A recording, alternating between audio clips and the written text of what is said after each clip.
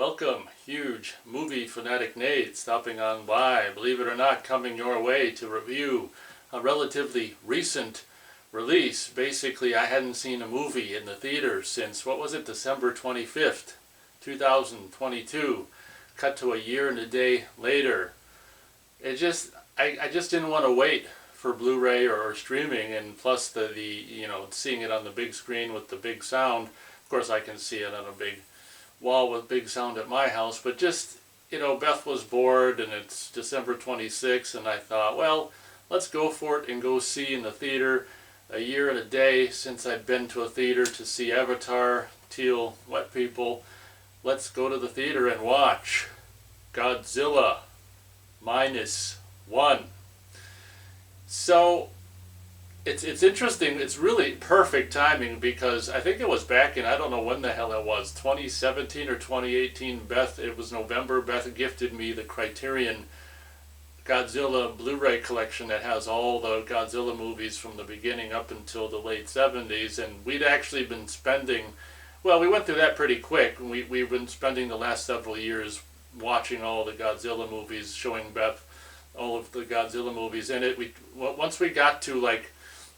once we finished Final Wars, it took forever for me to want to do Shin Godzilla, because I regard that as probably, in my opinion, just the most boring. The Godzilla parts in Shin Godzilla are great, but it accounts for a small percentage of the overall movie, and I just regard Shin Godzilla in general just being probably the worst Godzilla movie in my opinion, and just so boring, with just all the droves of people in the office buildings talking. It's just like, oh my god, I'd rather watch the Roland Emmerich Godzilla movie, or I'd even rather watch the more recent American Godzilla movies. I just was so disappointed with Shin Godzilla, and I don't know if it was October or November. I just, it's just getting colder around in my neck of the woods, and I was just like, well, Beth, we watched all the other Godzilla movies, we'll just show you, let's just do it and get it over with. We'll show you Shin Godzilla. And then at that point, she was caught up. And then to my surprise, I was like, because I was kind of like, when we were doing them and getting close to the end, I was looking online and seeing, if there were any more. And all I could find is animated Godzilla movies or something, like Japanese animated. I don't know. I was looking for real to see if there had been any more since Shin Godzilla, and there hadn't. So sometime not long after we actually did Shin Godzilla and finished, quote unquote, finished all the Japanese Godzilla movies with Beth, all of a sudden some trailers started dropping online on YouTube and stuff of this Godzilla Minus One, and I'm like, holy crap, how cool is that? I don't even remember when Shin Godzilla came out at this point. Was it 2015 or 2016, 2017? So it's been a while. And I'm like, oh my god, perfect timing, right when Beth just finished, watching all the Japanese Godzilla movies. Now there's a new Japanese Godzilla movies. And I gotta tell you, when I saw the trailers for Minus One, I was like, wow, and what a great freaking idea to have this take place. It's kind of like going with the recent, well, it's not recent, it kind of started in 2003-ish or early 2000s, but the recent reboot, requel kind of a thing. It's not a requel, but it's more like a reboot. What a great idea, and it's such a simple idea to do a new Godzilla movie, but have it take place before the first one, took place and or came out. And what a great idea to tie it in. I can't believe no one did this yet.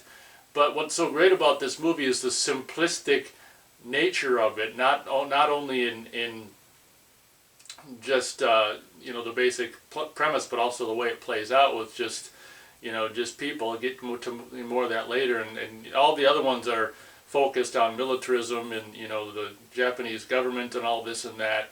So this one is simple from a just a design standpoint of the basic premise of the movie, but also the way the whole premise of the movie just remains simple, with the people taking charge and the people solving the problem on their own. And I gotta tell you, what a great idea, and what a timely kind of a movie for this point in time we find ourselves. And now, sure as shit, you ain't gonna find North America or Hollywood making a movie like this, where just a band of civilians, quote unquote civilians, just band together and solve a problem, as the government just doesn't do anything to help. And it's just like, What a great idea. So I'm not going to go too much into the premise of this movie. I don't want this review to be too ridiculously long, but it takes place just after World War II, and the main character is this pilot. This is supposed to be a kamikaze pilot, and for you youngsters that might not know what that means, is the Japanese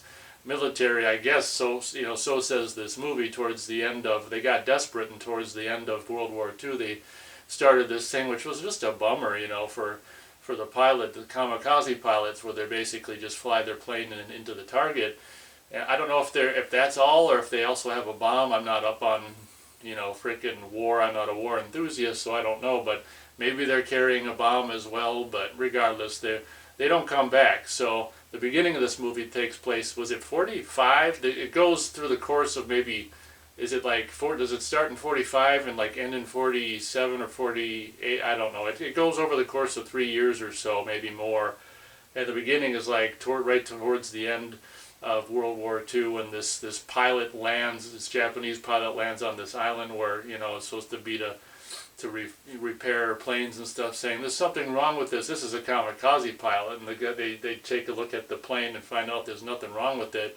And it's just like they kind of look at him like, okay, that means this guy is a traitor. He doesn't want to fly his plane into an American target and die. What's wrong with him? And then before they have time to crucify him or do whatever they're going to do to him, lo and behold, a kind of a mini Godzilla approaches. Now, one of my biggest problems with this movie, I don't have a lot of problems with this movie, but I'd say my biggest problem with this movie, I was really surprised how, when they introduced at the beginning of the movie, mini Godzilla, before he got, nuked and radiated as the years went on to make him even bigger as he shows up later. But the appearance of Godzilla at the beginning is more of a mini Godzilla, maybe more the size of King Kong or something.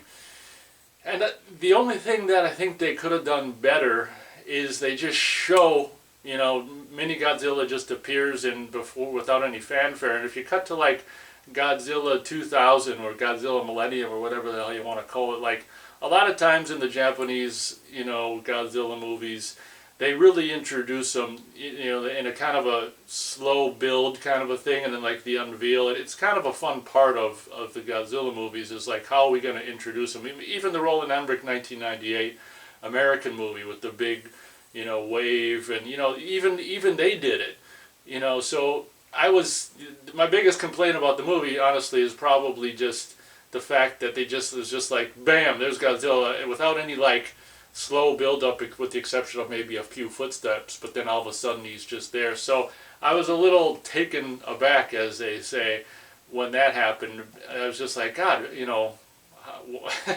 maybe it was just this filmmaker's just switching it up to do something different. But that's my biggest complaint, with the movie, is just the build up was, or there was no, little to no build up before, Mini Godzilla shows up and wreaks havoc. So basically, the big deal with the beginning is, this monster appears, and someone finds out that the locals have been calling it Godzilla. So of course, in Japanese, as even stated in the Roland Emmerich '98 movie, it's, in Japanese it's Gojira, but Godzilla, English translation or whatever.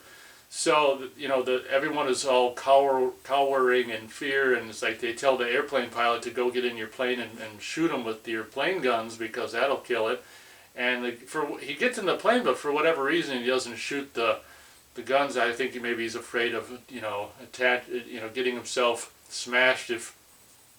Obviously if it doesn't kill him and makes him mad, then the plane will be smashed with him in it. So technically, by him, refusing to kamikaze, kill himself into an American target and coming back, and then refusing to shoot Godzilla, he's like a kind of a coward 2 times in one afternoon kind of a thing. So all the people that are on the island, or at least in that one spot, the Japanese soldiers and stuff, all but one of them, well, 2 of them, the main star and this other guy, gets splatted, squashed, killed, whatever. So then that guy is really pissed at him for being a double traitor in one afternoon, or double whatever, coward. Not a traitor, but a coward or whatever, and because he didn't refuse to shoot Godzilla with the airplane, which probably wouldn't have killed him anyway. it's so weird how this guy has a natural inclination to just live. I mean, it's kind of what is built into to everyone. You know, it's funny how the society, regardless of country, I mean, in this case we're talking Japan, regardless of country, they have this you know, brainwashing thing that's like it's honorable to fly your plane into a target and blow yourself up for the betterment of the country or whatever, or you know, shoot this monster with this plane and hopes that it'll kill it, and there's a chance it might not, and just draw attention to you sitting in the plane, which will get you smashed and die. It's funny because that sentiment later towards the end of the movie is even revealed to this guy after he decides to, you know, the way to defeat Godzilla, or plan B is to fly a plane with the bomb right into Godzilla's mouth. And he's like, he accepted this fact that he's going to actually do this kamikaze thing to kill Godzilla. And he's like, geez, it's weird. A part of me still wants to live. And that's kind of it's just like a poignant scene. Like, no shit, you know, it's a kind of an innate built-in feature in all living organisms and things. But, yeah, I kind of went on and on about the beginning of the movie. But, so that sets up this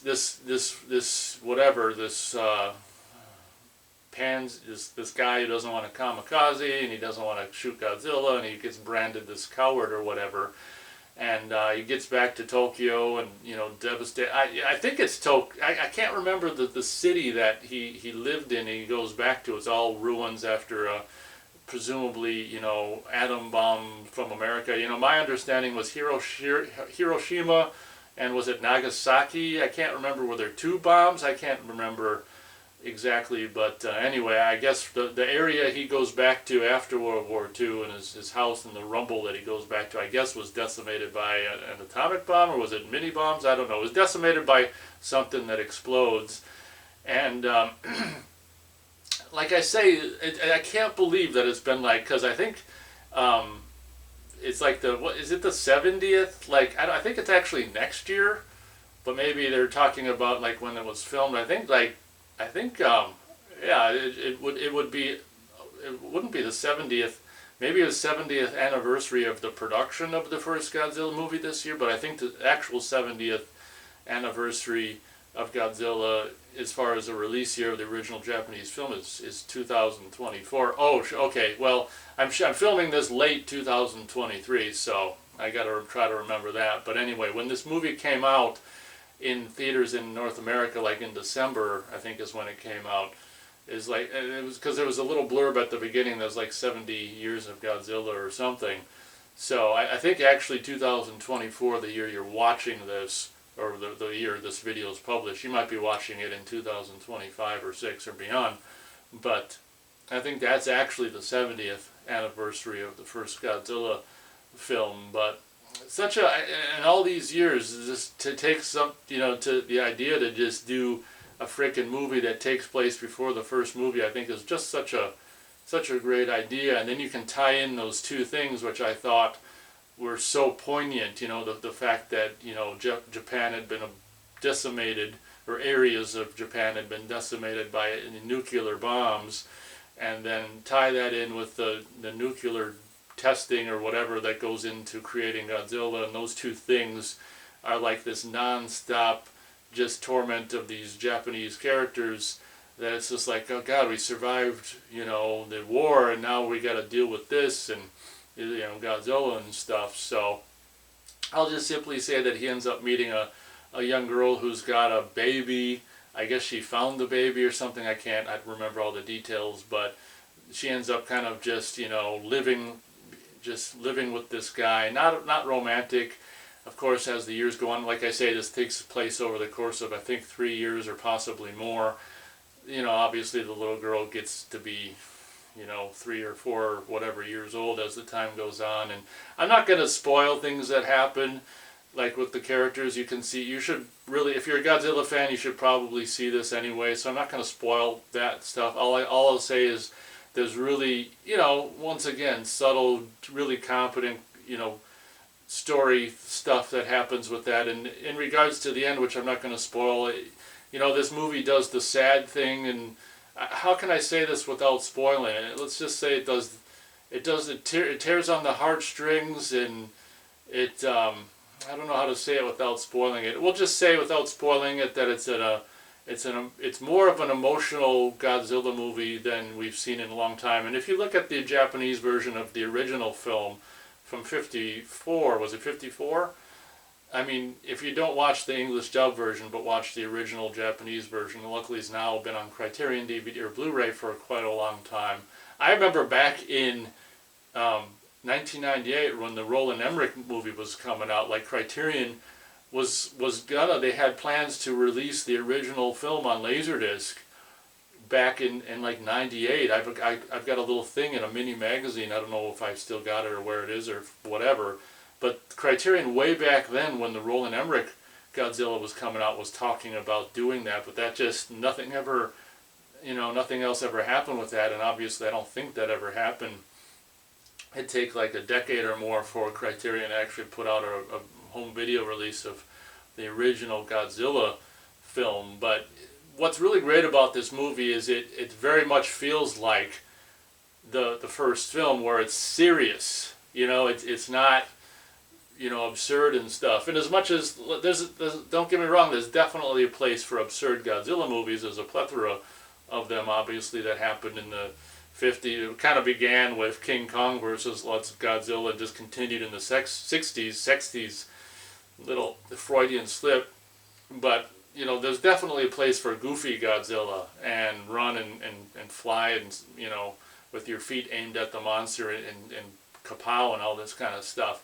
But it was really cool to see just the serious version again, because even to an extent, some of the the Millennium movies that I really like, the post 2000s and stuff, the 21st century Godzilla movies. I mean, those are really cool for what they are. But I guess they're more of a souped up version of maybe some of the '60s and '70s stuff. But this one, if you're a fan of the original film from '54, you got to see this one because it feels like that. And what's so cool about it, I'm more of a fan of the mid-40s or the '40s, like World War II era and stuff. So it's really cool to see a Godzilla movie that takes place further back than we'd ever seen a Godzilla movie take place before. So how cool is that? So yeah, I don't think I'm going to really talk about any more of the plot or whatever, because you should basically just see this movie. What I will say is, long gone are the days of Godzilla, a guy in a suit. I think the last time there's ever been a guy in a suit was Final Wars, I think. I don't think there's a guy in a suit. I think it was completely digital monster mayhem by the time you get to Shin Godzilla. And, an era has come and gone, and, that's really sad. I really thought that what they were doing with the guy in the suit in late '90s, early 2000s for the Millennium movies and things, where they started doing things where some shots, like in Godzilla 2000, there'd be some shots of, what the hell is that called? Godzilla Millennium, I think? Whatever the hell it's called. There was some shots where they composite the guy in the suit into an actual shot of, a big, huge, sprawling shot. I thought that was really cool, a way of blending the guy in the suit with an actual, using visual effects to composite him into an actual big vista shot of the outdoors. Those kind of things were really, really unique, just blending of old era and new era. Of course, by the time you get to 2023, unfortunately, the guy in the suit is most likely all but gone, which is a bummer. And even, the miniature tanks and things are, of course, are replaced by CGI tanks and things. But as was evidenced in Shin Godzilla, they definitely made the Japanese cinema, Japanese production company, whatever, Toho. Oh my God, how cool was it to see? I think I saw it because I saw Godzilla 2000 in the theater as well, so I got to see the Toho logo on the big screen. But once again, Toho logo on the big screen was really cool to see. But they've come leaps and bounds since, Godzilla Final Wars with, it's been how many years has it been? 20? Almost 20 years since Final Wars, like 19 or whatever. They've definitely come leaps and bounds with their CGI stuff. And what's really cool about this movie, visual effects-wise, and the CGI, is it's like, well, one can only assume it's Japanese CGI, frickin', houses. effects houses that are doing this. And what's really cool is like, it's, you know, if you're North America, if you're used to seeing a lot of North American movies and CGI and stuff, you're used to like what that CGI is like. And this CGI, it's like the difference between, remember, if you're old enough, probably not, we'll see, like in the growing up in the era of like Sega Genesis and Super Nintendo. And they were like the same kind of power, but there were different things about them that was just like, oh, okay, you know, this might be cooler for this, or that's cooler for that. Like, that's how I'd compare like the CG, the Japanese, presumably Japanese produced CGI visual effects in this movie compared to like what you're used to getting out of Hollywood. Is it's still CGI, but like, it's just done in a way that I've like never seen. Like when he's like some of the Godzilla scenes, like when he comes like onto land for the first time, like we've never, even in like, you know, the recent American movies and stuff, we've never seen like Godzilla depicted in this fashion where it's like just the amount of detail and like some of the carnage, if his tail just wipes out a building or even a footstep and what it does to the ground as it comes up or comes up and pushed forward and this kind of stuff. Like the visual effects, attention to micro, you know, or detail in the destruction stuff is like something we've like never seen even with the recent American Godzilla stuff. Like it's really, and if we have seen stuff like that where it's so similar to what we've already seen, it's like, but I mean, the visual effects in this, I mean, while they're not like, I guess, groundbreaking on a whole, it's like I say, it's the difference between like, we'll say that everything Hollywood puts out is Super Nintendo. Well, this is Sega Genesis. It's the same thing with a different kind of twist, and all but like maybe a couple parts I thought if something fell or whatever. I think something felt like the one thing I'm really critical about when it comes to like CGI visual effects and stuff is like just the physics. Like that one shot in Iron Man, or I think something flew far away and like went splattered. So it's just like it was the physics were completely off. And I think there's one moment in this movie where something falls like too fast for my taste. Like it just goes clunk when it's like should have been like more of a But with the exception of like one bit or something, or maybe one or two parts of the movie, like the physics are really good at like the destruction stuff. And that one scene where the guys are on harken back to the guy in the original Godzilla film from '54. It's like they got they're on the rooftop taking pictures and film and radio, you know, and he's just demolishing the city, and you know he's coming right for us, and the camera's just like holding on the shot, and it's like boom, boom, and you're just like, you feel like you're there. And like I say, some of the Godzilla mayhem that's achieved in this movie is like, I don't think we'd really ever seen anything like it. And that was when I saw the trailer, or some of the trailers for this, and probably in October or November, whenever I was starting to see them, I was like, wow, this is like some next level Godzilla stuff, even compared to the recent American movies. And I will say that maybe it's a little longer than it needs to be. So like if the rest of the movie, it's possible it may bore you. You gotta see, if nothing else, you gotta see the Godzilla bits, because it's just like, if you're a Godzilla fan like I've been since, I don't think I even said, I meant to say that I've been a Godzilla fan. I got into Godzilla in between what was called in North America Godzilla 1985 and Biollante. So I was a Godzilla fan before, you know, they made Godzilla versus Biollante. And it was a real shame in North America in the 90s, because I knew, because of toys that were coming out in America produced by, I think, American companies, there was this little pack of little Godzilla characters that were each like this high, and I still got a bunch of them. And it included Biollante in there, and like Mothra and Batra. And of course, at that time, in North America, I wasn't able to see the movie that Batra was in. So there were some, and also the new Mechagodzilla. So for me, being a Godzilla fan in like the early to mid '90s, it was a bummer, because I knew that they were making more I was able to see, I didn't see Biollante until 93, I think, on home video, on HBO home video put out a widescreen VHS of Biollante, so I was able to actually finally see that, and I loved Godzilla versus Biollante when it came out. As a matter of fact, Biollante is such a fucking awesome character. I cannot believe, or monster rather, well, kind of a character slash monster.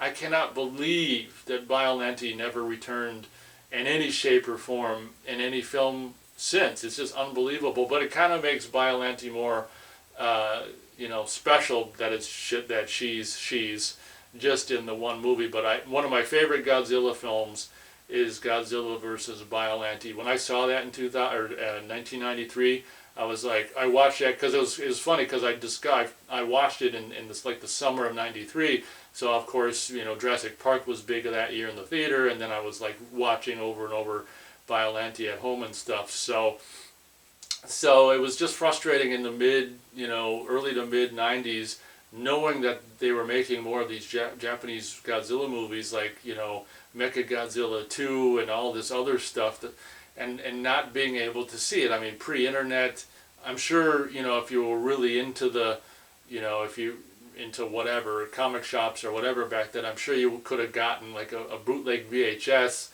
but I wasn't into doing all that kind of stuff, and I wasn't really never into bootleg quality or anything. So it was just, I don't know why I started talking about this, but I just wanted to say that I've been a Godzilla fan since the late '80s, before Biollante was made, and I just geeked out on everything else. But I think what I was saying is, like, if you're a Godzilla fan, of like all the Japanese stuff, or even just a segment of the Japanese stuff, or especially the first film, you gotta see this, because it's so cool to see like mid-40s era stuff in a Godzilla movie, because we're used to like, year one is 54, and now we're doing Godzilla like right after World War II. It's just such a cool idea. And it was really interesting. I didn't even necessarily know if it was going to be dubbed or subtitled. Our presentation was subtitled, English, Japanese language and subtitled, and it was, I don't have a problem reading subtitles in general, but it's really a lot easier to do it in the big screen when the subtitles are big. But I think I just assumed it was going to be dubbed, but it wasn't. It was subtitles. But what can I say? Super impressed. I mean, it goes from like, the last one, Shin Godzilla, which I pretty much regard as the worst one, I think, in my opinion. If you differ, then you differ, that's fine. To, the next one being put out by Toho in Japan, the next one being like, it's a complete, to me, I look at it like, whoops, sorry about Shin Godzilla, we're going to make up for it, and then some. Like, it's just really well done. And why I will say, my complaint about how he, his reveal in this movie was just too quick, and all of a sudden, like, they do manage to do how in all the movies they kind of tend to build up, like the first time he's going to use his heat ray thing. And the first time it's used, I won't spoil it, but it's used in a way that's kind of a tease usage. And what's really cool is, for the first time, because this movie has this, this juxtaposition with the, bombing with nuclear atomic bombs, bombing Japanese cities. So this movie has like an atomic bomb explosion kind of a theme. So when he uses the heat ray, it basically produces like an atom bomb frickin' explosion, which is just like, oh wow, not only is this movie genius for doing this post World War II Japan, but then we're gonna go and we're gonna make a statement about Godzilla exists basically because of atom bombs, and and when and now one of his weapons is basically an atom bomb weapon, and how epic when I mean, it's just like, I'm so glad we saw this in the theater, even though I pretty much got a really great home theater, but I don't have a screen at home as big as the screen we saw it in. So it was just a movie that really really suited to be seen in the theater. Honestly, talking about it almost makes me want to see it again, but hopefully it'll be on Blu-ray before too long.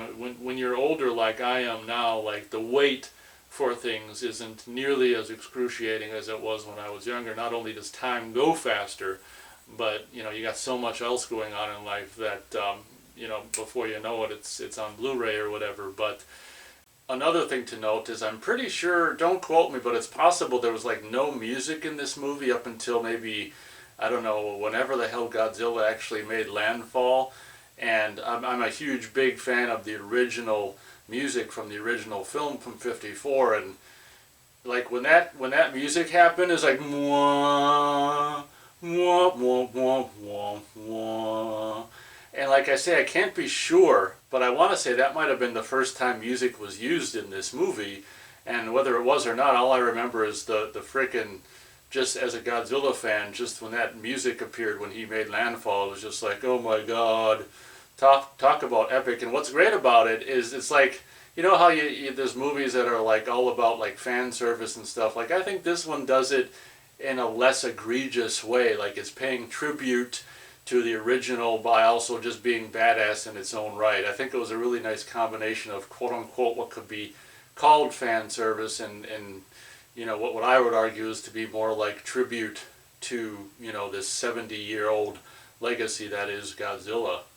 Another great wink to the past in regards to the first film specifically is the little bit where it happened several times throughout the Godzilla years, in the 70 years of Godzilla in films, but the little wink to the original film, of course, when he puts attacks the train and picks the train cars up in his mouth and has the one train car hanging out of his mouth. That was definitely not lost on this Godzilla fan. That was another geek moment where I'm like, yeah, kind of reminded me, a wink to the original film, and reminded me of the original film, and I guess all the films where trains were involved in Godzilla's carnage or wrath or path or whatever. Oh my god, I just went on and on and on about this movie, didn't I? So what would my star rating be for Godzilla, what's this called? -1? I guess I can go 3 1/4 stars out of 4 stars for Godzilla -1. It's funny because part of me says it should be shorter, but then I'm replaying it in my head, and I'm just like, basically everything that's there is needed. So as much as you kind of, I guess the what I'm getting at is, the Godzilla to non-Godzilla ratio is pretty low or high, or however you say it. Like compared to the overall running time on the movie, there's not a whole hell of a lot of Godzilla in there. So ideally, it'd be nice to, have that ratio higher or whatever, less non-Godzilla stuff. If this is all the Godzilla stuff we're going to get, let's try to have as little non-Godzilla stuff as possible. Is that this is my opinion. But, I mean, you got to give the movie props for making the human story of this movie. And that's why I gave it, 3 1/4 stars out of 4, is because what it does, not only is the Godzilla stuff freaking awesome, but the human story that they have going on in the movie is really like well done and unexpected, and I didn't really comment very much on the, most Godzilla movies are all about Japanese government, Japanese military, let's kill them, let's throw everything we got against them. And this was a completely different twist where it was like, this is almost like an anti-war, anti-government, anti-military Godzilla movie in a way, because the people take it upon themselves, and they're I think they're former Navy or former and they've got access to boats and ships and basically solve the problem themselves. And what's really cool is I thought they were gonna towards the end, there's a lot of with the how we're gonna solve the Godzilla problem. There's a lot of the original movie. And part of me was like, are they going to do Oxygen Destroyer? And what's really cool, and I won't spoil it, is it's very similar to the original Godzilla movie from '54, but it's it's different. So I was part of me would have been, as a fan, would have been excited about Oxygen Destroyer, but then I would have been like, oh god, they already did it not only once, but I think another time in the '90s and stuff. So what they did was really cool, and it was like a 2-tier way to do it, and revolving around his home like the ocean. And yeah, all I can say is the writer, this movie, just I can't believe this hasn't been done yet in all these decades of Godzilla. And it's just like a perfect example of sometimes the simplest idea is just the best idea. And what's great about this movie is it's a complete complete mirror of Shin Godzilla. What I hate so much about that is it's like 2 hours, or what seems like 2 hours of just bureaucratic bull. And I think they were kind of making fun of it was part of the movie. I don't know, but it's just scene after scene of of bureaucratic bullshit. People in big rooms, droves of people talking, and it's just like, oh my god. And this is the exact opposite, where it's just a handful of people on their own with the stuff that they have at their disposal. You know, they have ships at their disposal because it's their job, whatever. Because the government's not solving this problem, they take it upon themselves and solve the problem. What a freaking, that was completely unexpected, like that plot point. I thought it was just going to be the same old thing, Japanese military, Japanese government, because you get so sick of, just seeing like the Japanese officials in all these movies. And it took them this many decades to do a Godzilla movie where it was just like, oh wow, the people are going to solve the problem. And I think, like I say, what a perfect time for a movie with that kind of message to come out. That's all I'll say. But I guess that pretty much did it. I think I went really long with this review, but being a Godzilla fan since the late 80s, I guess that'll happen. So as always, thanks so much for watching this whole thing if you did. Hope you guys enjoyed the review, and I guess just like always, we'll catch you next time.